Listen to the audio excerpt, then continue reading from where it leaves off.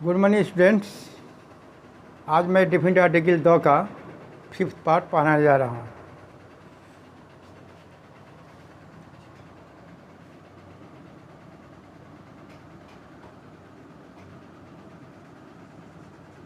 Usage of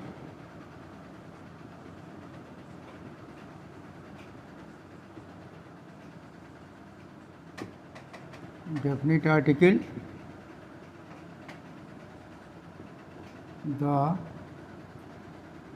part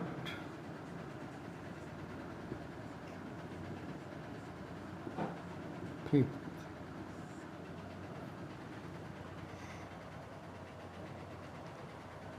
देखिए, हमारे देश में सभी देशों में राज्य में कुछ प्रशासनिक डिपार्टमेंटल कुछ पोस्ट होते हैं, जैसे स्कूल में, कॉलेजों में principal, headmaster, president, home minister, prime minister, chief minister. ये जो है क्या है, एक डिजिग्नेशन है। इन्हें पद कहा जाता है हिंदी में, ओहदा कहा जाता है हिंदी में। तो इन सब के नाम के पहले भी दी का प्रयोग होता है। जितने भी माने पद होते हैं, जितने भी ओहदा होते हैं, जितने भी डिजिग्नेशन होते हैं, उन सभी के नाम के पहले द का प्रयोग होता है।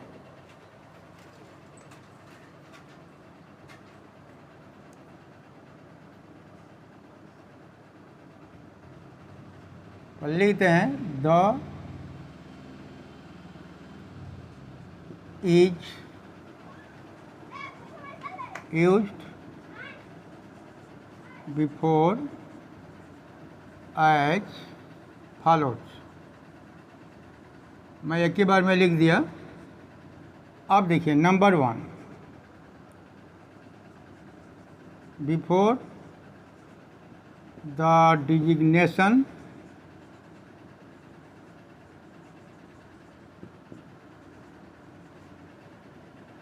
Of a person.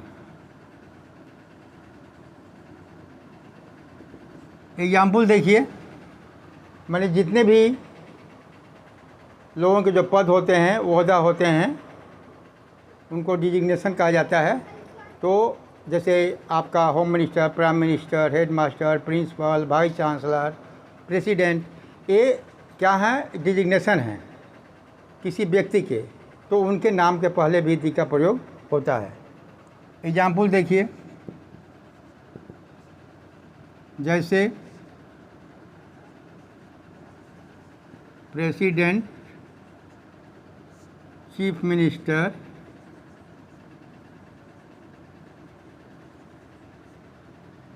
Chief minister, prime minister,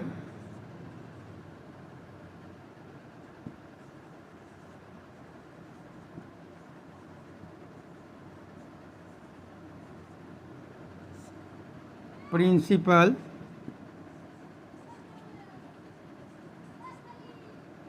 headmaster,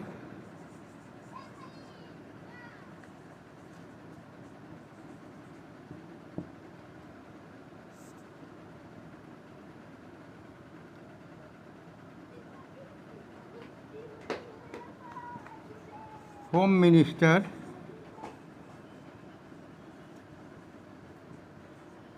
ये सब जो हैं किसी व्यक्ति के, कोई भी व्यक्ति हो, उस व्यक्ति के डिजिग्नेशन है, यानी पद हैं, ओहदा है। तो इन सभी के नाम के पहले दी का प्रयोग हो जाएगा। The president, the chief minister, the prime minister, the principal, the headmaster, the home minister. ठीक है। अच्छा,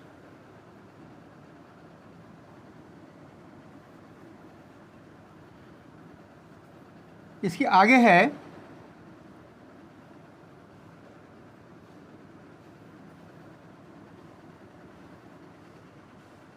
सुपरलेटिव डिग्री के पहले भी दी का प्रयोग होता है। ठीक है, सुपरलेटिव डिग्री के पहले भी दी का प्रयोग होता है। जैसे जैसे होता नहीं है, जैसे गुड बेटर बेस्ट होता है ना, beautiful, more beautiful, most beautiful इत्यादि सब होता है। तो जो थर्ड, जो किसी डिग्री का जो थर्ड पार्ट होता है वो समझिए कि आपका सुपरलेटिव डिग्री में होता है। पहले होता है पॉजिटिव, इसके बाद सेकंड में होता है कंपैरेटिव, और तीसरा डिग्री होता है सुपरलेटिव। जैसे गुड, गुड आपका पॉजिटिव हुआ, बेटर आपका कंपैरेटिव हुआ, और बेस्ट हुआ ये आपका सुपरलेटिव डिग्री हुआ। ठीक है, तो मेरा कहने का मतलब यह है कि सुपरलेटिव डिग्री के पहले दी का प्रयोग अवश्य होता है। एग्जाम्पल देखिए,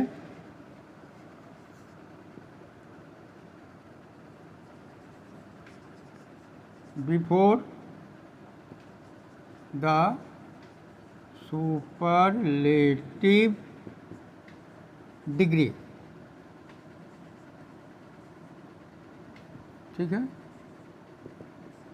एग्जाम्पल देखिए, एग्जाम्पल से ज़्यादा क्लियर हो जाएगा। जैसे देखिए, सीता इज द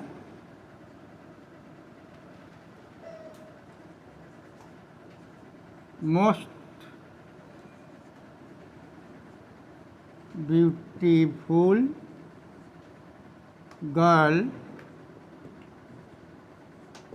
ये देखिए यहाँ पर Sita is the most beautiful. ये देखिए, ये जो मोस्ट हुआ ये सुपरलेटिव डिग्री में है। ठीक है, मोस्ट ब्यूटीफुल ये सुपरलेटिव डिग्री में है।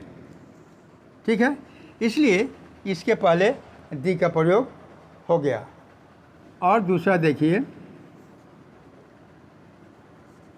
Ashoka was one of the greatest rulers of India।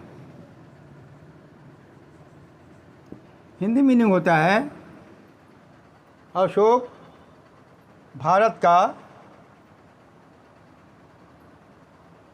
सब शासक, मतलब जितने भी शासक थे उसमें सबसे बड़ा था।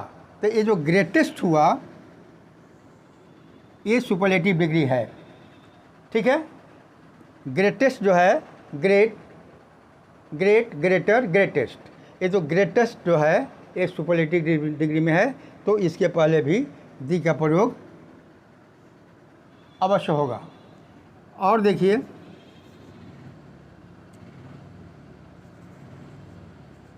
जैसे Shakespeare is the most famous, Shakespeare is the most famous dramatist.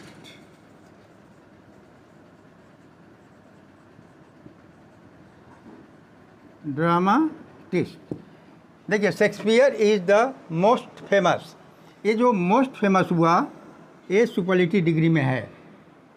ठीक है, तो सुपरलेटिव डिग्री जो है इसके पहले दी का प्रयोग हुआ।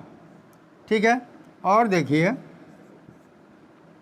ये कहने का मतलब है, इन शॉर्ट आप ये समझ लीजिए कि कहीं भी यदि सुपरलेटिव डिग्री आता है लिखने में, या आप किसी को टीच कर रहे हैं, लिख रहे हैं, तो ये हमेशा ध्यान रखेंगे कि यदि लिखते समय या किसी को पढ़ाते समय यदि कहीं भी सुपरलेटिव डिग्री आता है तो उसके पहले दी का प्रयोग अवश्य होगा।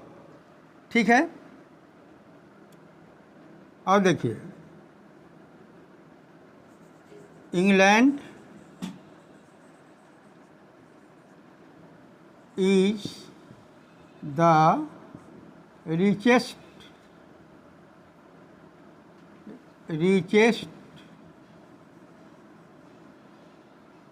country देखिए यहाँ पर इंग्लैंड इज़ द रिचेस्ट, ये रिचेस्ट जो है आपका सुपरलेटिव डिग्री में है, इसके पहले आपका दी का प्रयोग हो गया।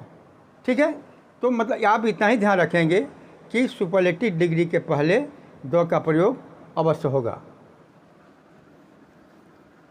इसके बाद मैं ये पढ़ाने जा रहा हूँ कि कभी कभी आपको सेंटेंस का जो रूप कहीं कहीं मिलता है इस प्रकार का,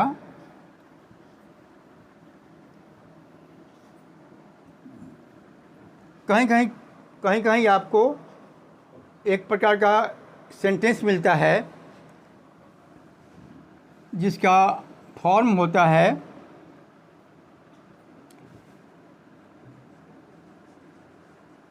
noun plus preposition plus noun. कहीं कहीं आपको पढ़ाते समय या पढ़ते समय इस प्रकार के किसी सेंटेंस का फॉर्म मिलता है, जिसमें कुछ ऐसे सेंटेंस होते हैं जिसमें फर्स्ट में नाउन होता है, उसके बाद प्रीपोजिशन होता है और उसके बाद नाउन होता है। ठीक है, अभी एग्जाम्पल्स क्लियर हो जाएगा। कुछ ऐसे सेंटेंस होते हैं जिसके फर्स्ट में नाउन होते हैं, सेकंड में प्रीपोजिशन होते हैं और थर्ड में आपको नाउन होते हैं, मतलब दोनों तरफ नाउन और बीच में प्रीपोजिशन। यदि ऐसा सेंटेंस है तो जो फर्स्ट नाउन होता है उसके पहले भी दी का प्रयोग होगा। एग्जाम्पल्स देखिए क्लियर हो जाएगा। जैसे यहाँ देखिए,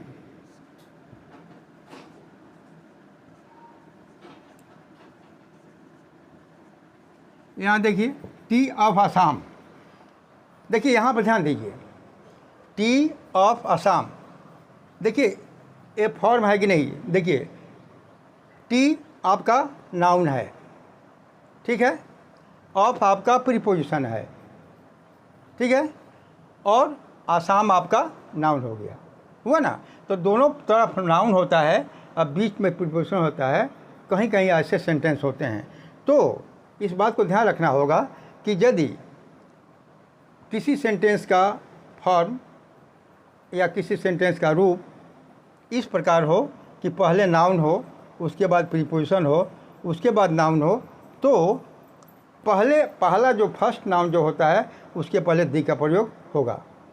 तो इसका मतलब हुआ यहाँ दी का प्रयोग हुआ। और दूसरा देखिए example,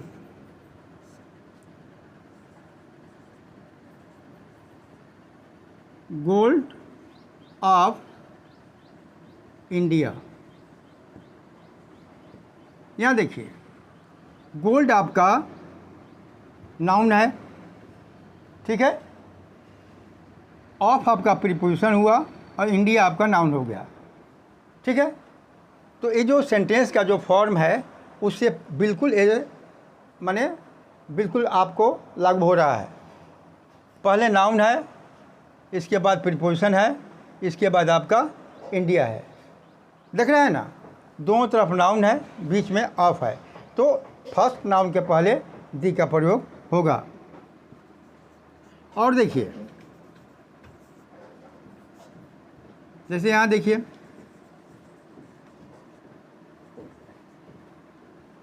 Ram of the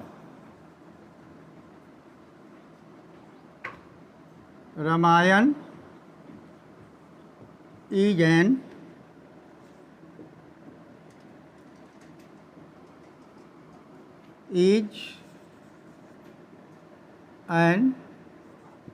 ideal man. Sentence को थोड़ा ध्यान दीजिए, देखना आपको ये देखना है कि ये जो सेंटेंस का जो फॉर्म है नाउन प्रीपोजिशन नाउन, उसमें ये सेट करता है कि नहीं। देखिए यहाँ पर राम आपका नाउन है, ऑफ आपका प्रीपोजिशन है और रामायण जो है आपका नाउन हुआ, ठीक है। तो देख लीजिए यहाँ पर राम और रामायण, इसके बीच में आपका ऑफ यानी प्रीपोजिशन है। तो ऐसा यदि आपको सेंटेंस का रूप कहीं मिले तो फर्स्ट नाउन के पहले द का प्रयोग होगा, ठीक है, ठीक है ना। और देखिए एक एग्जाम्पल और लास्ट लीजिए, स्वीट्स ऑफ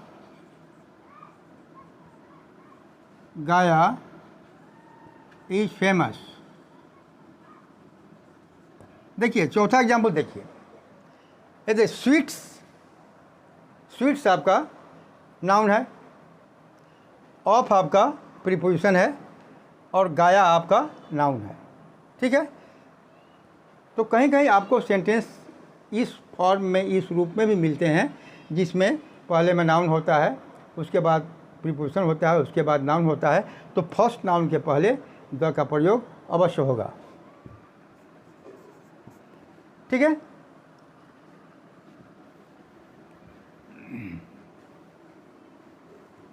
अब देखिए कहीं कहीं कोई एडजेक्टिव को,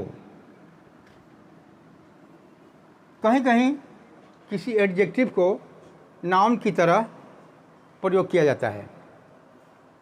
तो ये बात को आप जान लीजिए, यदि किसी एडजेक्टिव को नाउन की तरह या नाउन के जैसा आप यूज़ करेंगे, खूब ध्यान से सुनिए, यदि किसी एडजेक्टिव को नाउन के जैसा यूज़ करेंगे तो उस एडजेक्टिव के पहले द का प्रयोग होगा, लेकिन उसका मीनिंग में फ़र्क हो जाएगा।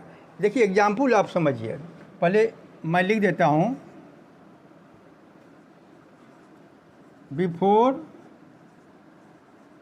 An adjective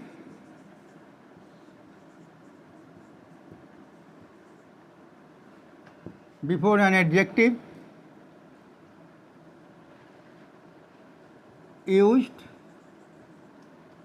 as a noun। मतलब हुआ यदि किसी एडजेक्टिव को नाउन के जैसा यूज़ किया जाए तो उसके पहले दी का प्रयोग होगा। एग्जाम्पल से क्लियर ज़्यादा हो या यहाँ पर ध्यान दीजिए, यहाँ देखिए ध्यान से। सपोज मान लीजिए यहाँ पर आपका पुअर है, यहाँ आपका डीफ है, यहाँ आपका ब्लाइंड है। ठीक है, यहाँ पर है लेम, लेम माने लंगड़ा होता है। ठीक है, पुअर माने गरीब होता है, ये आपका एडजेक्टिव है।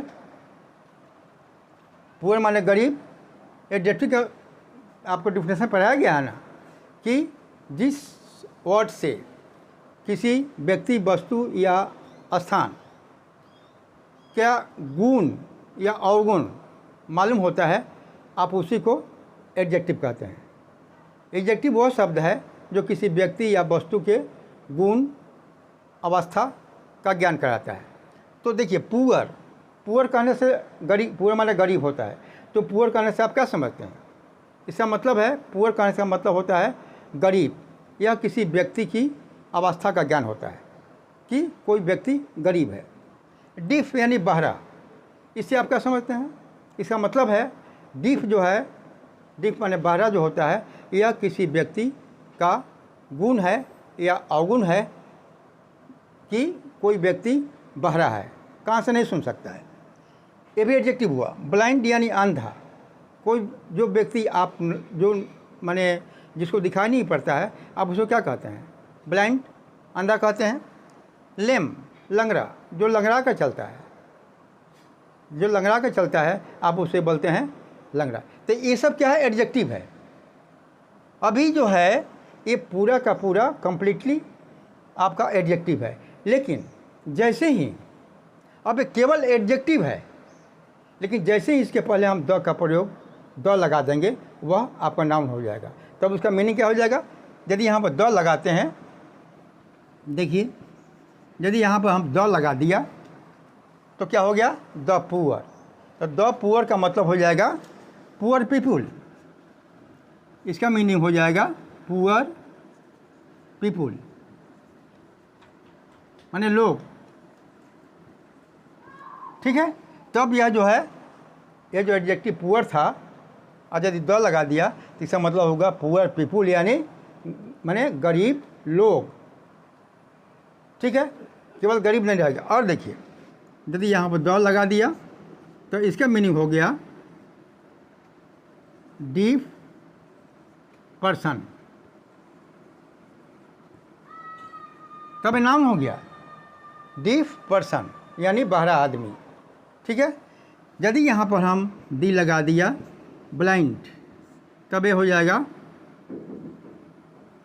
ब्लाइंड मैन, तब मीनिंग हो गया ब्लाइंड यानी अंधा आदमी, तब नाउन हो गया। अब देखिए फिर यहाँ यदि ए एडजेक्टिव है, द लगा दिया तो क्या हो जाएगा लेम मैन।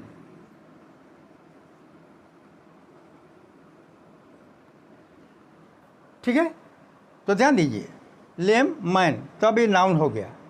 पहले खाली लेम जो है एडजेक्टिव रहेगा कि मतलब किसी व्यक्ति को लंगड़ा कर चलने की आदत है, कोई लंगड़ा है तो केवल वो गुण हुआ, लेकिन जैसे ही उसके पहले हम द लगा दिया किसी एडजेक्टिव के पहले, वो आपका लेम मैन हो गया, तब एक नाउन हो गया। ठीक है, और देखिए रीच आप लीजिए, रीच आपका एडजेक्टिव है, रीच माने धनी। रीच से क्या मालूम होता है कि कोई व्यक्ति के पास धन है तो वो धनी है, माने उसका गुण है धनवान होना। ठीक है, लेकिन जैसे यहाँ पर हम द लगा दिया तो क्या हो गया द रिच यानी धनी लोग। ठीक है, तो हो जाएगा यहाँ पर रिच पीपुल। तो ठीक है, आप इतना जरूर ध्यान रखेंगे कि यदि कोई भी एडजेक्टिव हो और यदि उसके पहले द लगा दिया जाए तो वह एडजेक्टिव बदल करके नाउन जैसा हो जाता है और वह एक नाउन का काम करता है। ठीक है, और देखिए यदि कोई सिंगुलर काउंटेबल नाउन हो तो उसके पहले भी दी का प्रयोग होता है। सिंगुलर काउंटेबल नाउन, जैसे देखिए before the singular countable noun. Example देखिए, ठीक है, before the singular countable noun, singular countable noun ऐसा माने काउंटेबल नाउन जो कि सिंगुलर हो। तो बॉय काऊ ये सब क्या है, बॉय काऊ पेन टेलीफोन टेलीविज़न ये सब क्या है सिंगुलर है, तो और काउंटेबल नाउन है और सिंगुलर है। तो आप देखिए एग्जाम्पल देखिए before the singular countable noun. जैसे देखिए आप बाज़ार में जाते हैं तो आपको जो सामान लेना होता है वहाँ पर आप मोल भाव करते हैं ना। दुकानदार जो है आपको कुछ जवाब देता है। चावल के बारे में पूछे भाई चावल कैसे किलो, वो बोलेगा भाई 10 रुपये किलो, 5 रुपये किलो, 50 रुपये किलो। ठीक है, लंका धनिया कुछ भी सामान। तो ऐसे जो काउंटेबल नाउन होते हैं उसके पहले द का प्रयोग होगा। ध्यान दीजिए यहाँ पर, जैसे राइस इज सोल्ड बाय, यहाँ देखिए किलो, यहाँ पर ये जो किलो है आपको सिंगुलर काउंटेबल नाउन है तो यहाँ पर द लग जाएगा। और दूसरा एग्जाम्पल देखिए मिल्क इज सोल्ड बाय, यहाँ देखिए लीटर, ये आपका लीटर जो हुआ है सिंगुलर काउंटेबल नाउन है, यहाँ पर द लग जाएगा। और देखिए petrol is sold bye litre, यहाँ पर भी आपका सिंगुलर काउंटेबल नाउन है, यहाँ भी दी लग जाएगा। या last cloth is sold by metre, यहाँ भी आपका द लग जाएगा। ये सब जो है सिंगुलर हैं और काउंटेबल नाउन है। किलो को आप काउंट कर सकते हैं, लीटर को काउंट कर सकते हैं, मीटर को आप काउंट कर सकते हैं। आप बजाज के पास जाते हैं, कपड़े दुकान तो बोलते हैं ना 4 मीटर, 5 मीटर, 6 मीटर, तो काउंटेबल नाउन हुआ ना, और सिंगुलर हुआ। तो इसलिए ऐसे सामानों के प्रति जो सिंगुलर हो और काउंटेबल हो, जिसकी गिनती हम गणना कर सकते हैं, उसके पहले विधि का प्रयोग होगा। अब मैं आज का क्लास यहीं एंड करता हूँ। अगला क्लास फिर मैं कल पढ़ाऊँगा आप लोगों को।